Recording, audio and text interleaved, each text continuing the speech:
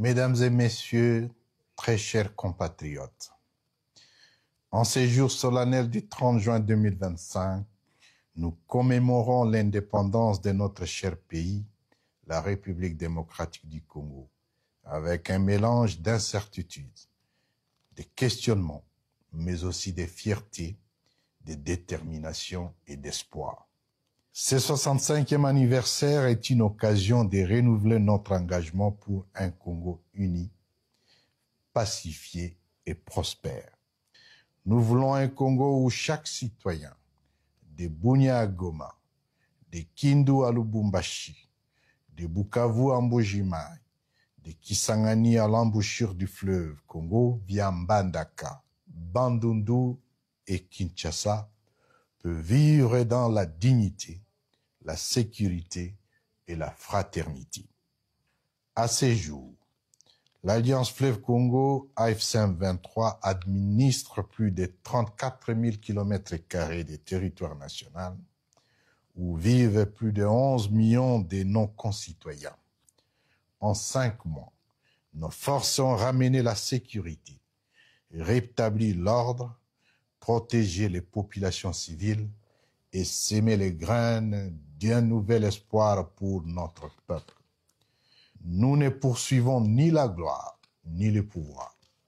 Notre engagement vise à sortir la République démocratique du Congo du cycle d'insécurité, de pauvreté, d'exclusion, de discrimination, de médiocrité, de l'arbitraire, de la dictature et des injustices. Nous sommes un peuple debout, uni dans sa diversité, mû par la volonté de vivre ensemble dans la dignité.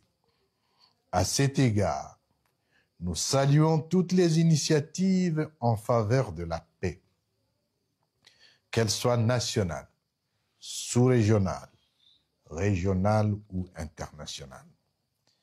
L'accord signé à Washington le 27 juin dernier entre la République du Rwanda et le régime illégitime et corrompu de Kinshasa constitue un pas, certes limité, mais utile.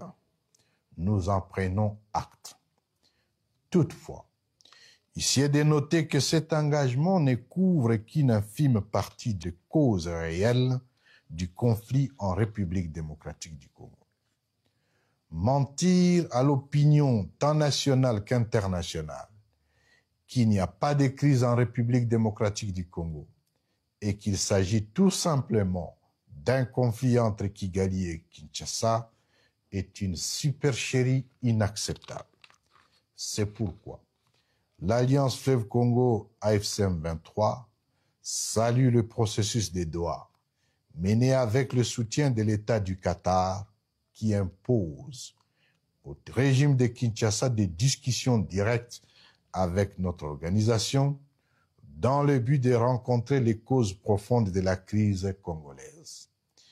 Nous réaffirmons notre attachement sincère, constant et de bonne foi à ces processus et exprimons notre profonde reconnaissance à l'État du Qatar et à son Altesse l'émir Cheikh Tamim bin Hamad Al Thani pour leur leadership, leur patience et leur engagement en faveur d'une paix durable, juste et inclusive.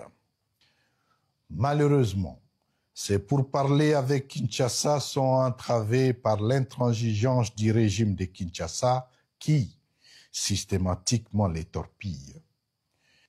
Les tueries et massacres de Banyamulenge dans le haut plateau du Sud Kivu, de Hemani Touri, ainsi que les attaques répétitives de Wazalendo contre les populations civiles constituent une preuve de mauvaise foi qui met en péril les efforts collectifs de stabilisation et aggrave la crise humanitaire.